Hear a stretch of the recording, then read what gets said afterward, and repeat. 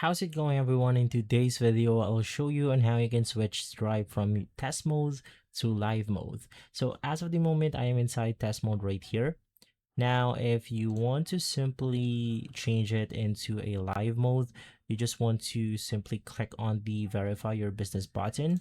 Basically, this is the first way to get those live options slider, and just make sure to fill everything up.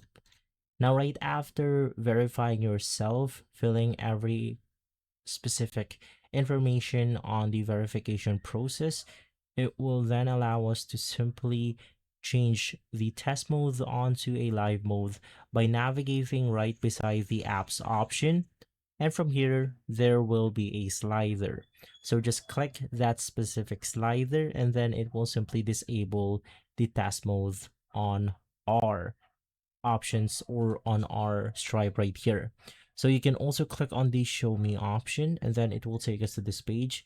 As of the moment, I am inside test mode because once again, I haven't completed my information and I haven't completed my verification. So this will be unlocked after doing your verification and your information.